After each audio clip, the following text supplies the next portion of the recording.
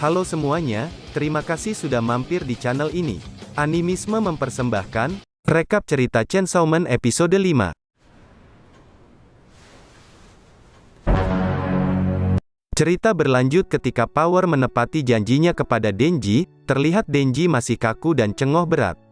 Dengan perasaan campur aduk dan keringat yang mengucur deras, Denji akhirnya melakukan permainan pertama.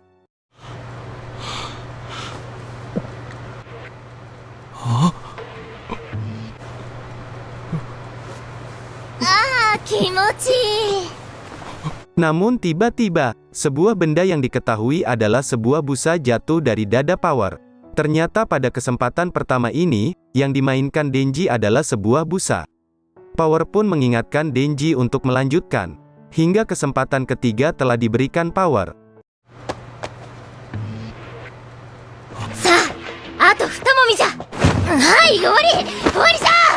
Dan tunai sudah janji Power kepada Denji. Power dengan santainya meninggalkan Denji yang nampak masih tidak puas.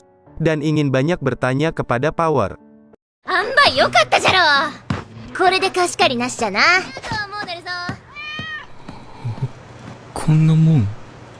Pagi pun tiba. Denji terlihat masih cenggoh dan gak tidur semalaman. Hingga sarapan pun dia lewatkan dengan keadaan masih cenggohnya. Berbeda dengan Power yang selalu semangat dan menjadi pengacau seperti biasanya.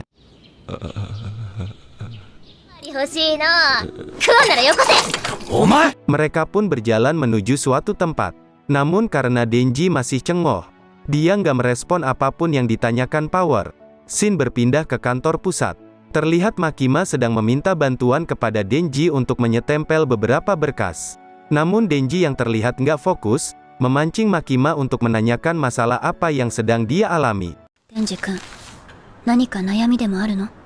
Dengan jujur Denji menjawab, bahwa sebenarnya, dia telah mendapatkan apa yang menjadi keinginannya. Namun setelah dia dapatkan keinginan itu, dia merasa tak seperti yang ia bayangkan selama ini. Hingga ia berandai-andai mendapatkan sesuatu yang ia inginkan lagi. Mungkin dia akan lebih menikmati dan menghargai prosesnya. Makima terlihat masih belum paham maksud dari Denji. Dengan polos Denji menjelaskan, bahwa dia baru saja memainkan lato-lato daging untuk pertama kalinya. Namun dia kecewa, karena sensasinya tak seperti yang ia bayangkan.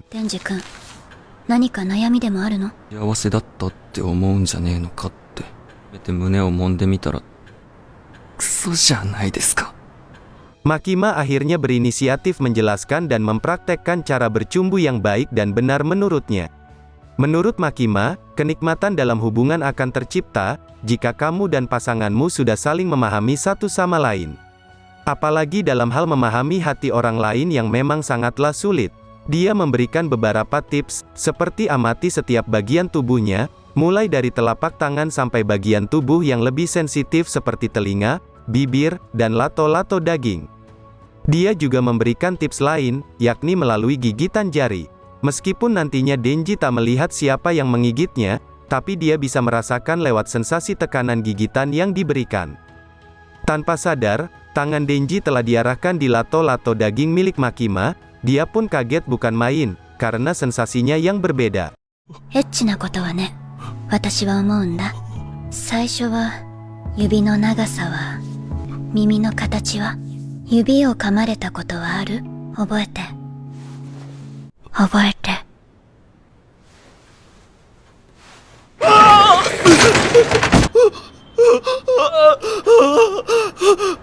Momen inilah yang dimanfaatkan oleh Makima.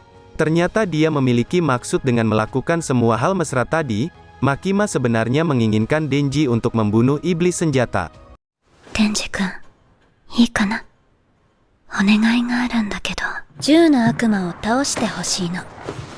Seorang iblis yang sangat kuat, yang muncul sekitar 13 tahun lalu di Amerika. Namun keberadaannya hingga kini tak diketahui. Hal itu juga yang mendasari dibentuknya tim pembasmi iblis. Menurut Makima, Denjilah yang sanggup membunuhnya, karena dia memiliki keistimewaan dibandingkan pemburu iblis lainnya. Jika Denji mampu membunuh iblis senjata tersebut, Makima berjanji akan mengabulkan satu permintaan Denji. Apapun yang Denji minta, karena iblis itu sangatlah kuat, Makima pun rela mempertaruhkan hal ini kepada Denji. デンジ君なら殺せると思うんだ。私が君の願い事。何でもだよ、デンジ君。Dia juga menceritakan awal mula kemunculannya, itu terjadi ketika orang-orang yang bernafsu mengalahkan para iblis menggunakan senjata api, namun konflik sipil yang melibatkan senjata api kian bertambah. Hal ini terjadi hampir di seluruh negara, dan membuat orang-orang semakin takut dengan senjata api. Pada saat serangan teroris besar di Amerika yang melibatkan senjata api, saat itulah iblis senjata api muncul. Cerita kemudian flashback ke masa lalu Aki Hayakawa. Mereka tinggal di Amerika, terlihat sang ibu sedang menceritakan sebuah dongeng kepada adiknya yang bernama Taiyo, muncullah Aki yang mengajak ayahnya untuk bermain bola tangkap. Namun sang ayah menolak, dan menyuruh Aki untuk main sendiri. Merasa marah, Aki pun memberikan jawaban bahwa memang adiknya itu tak pernah sehat. Melihat kakaknya yang kecewa, Taiyo pun berinisiatif untuk bermain bersamanya. Awalnya Aki merasa marah, dan menyuruh adiknya untuk tak mengikutinya. Hingga akhirnya mereka bisa berdamai dan bermain bersama. Aki yang melihat adiknya mulai kedinginan, menyuruhnya untuk pulang dan mengambil sarung tangan. Saat itulah, kekuatan iblis senjata meluluh lantahkan rumah dan membuat keluarganya tewas semua. Setelah membunuh 1,2 juta orang dalam waktu 5 menit, iblis senjata tersebut menghilang hingga sekarang. アメリカで銃を使った大きな前よりも怖がられるようになったあたりかな。外でキャッチボールしてよ。そんなのいつもだろ。お兄ちゃんなんだから。僕、お兄ちゃんと遊びたい。ついてくんなよ。ついてくんなよ。冷て。俺が怒られんだよ。家からグローブ取ってこい。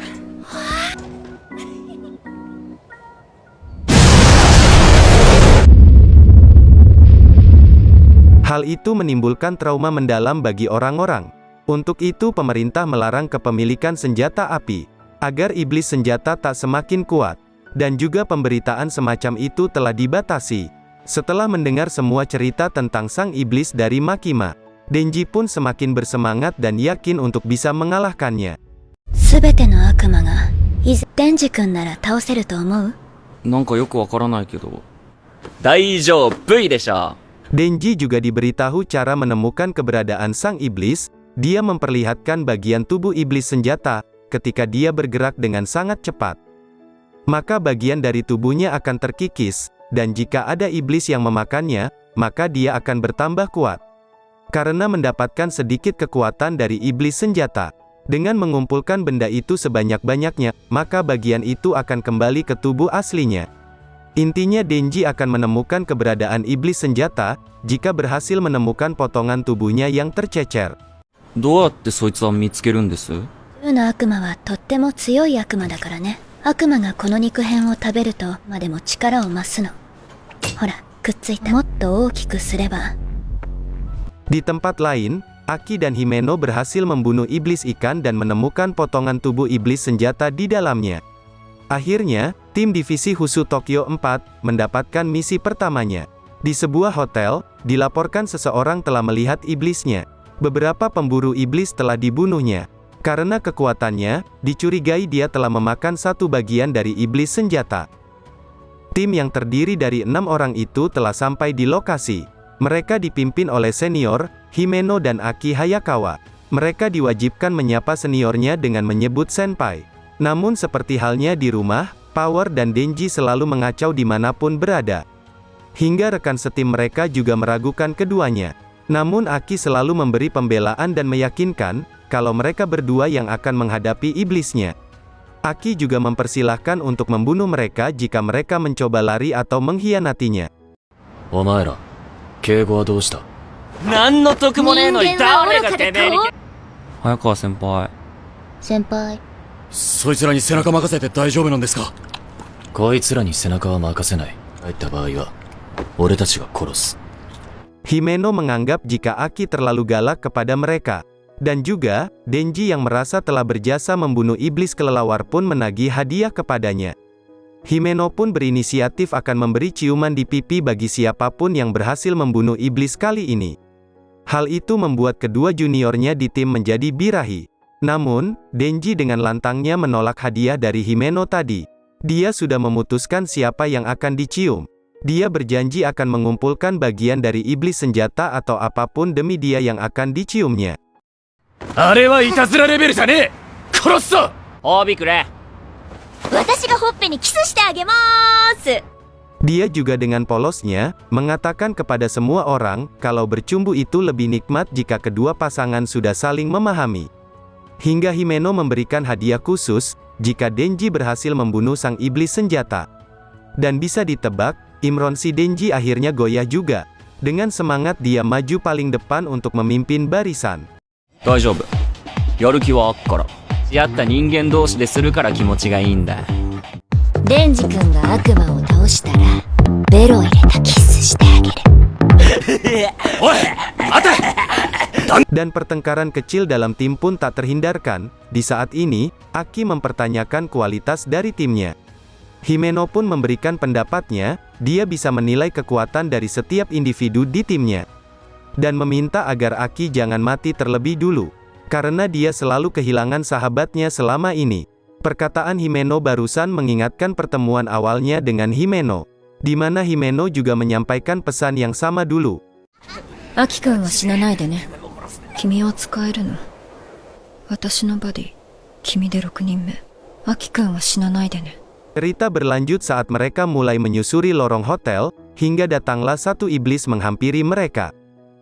Namun dengan mudah berhasil dibunuh oleh Himeno dan Power.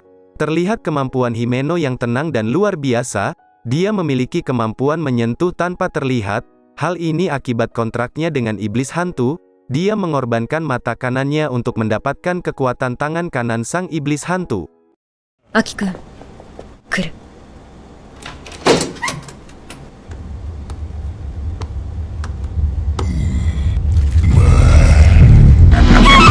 捕まえた。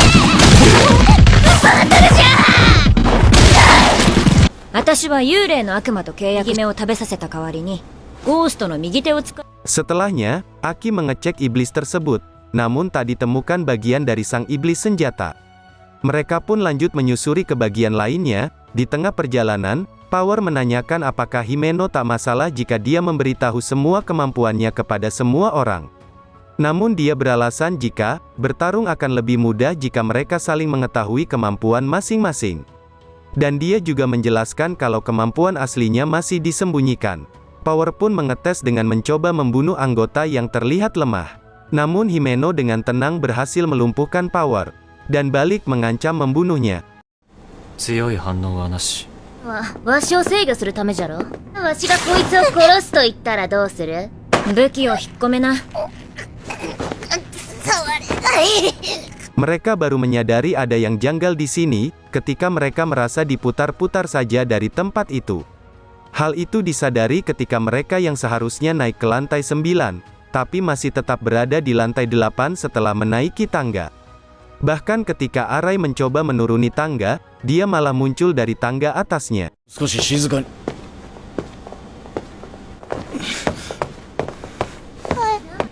あ、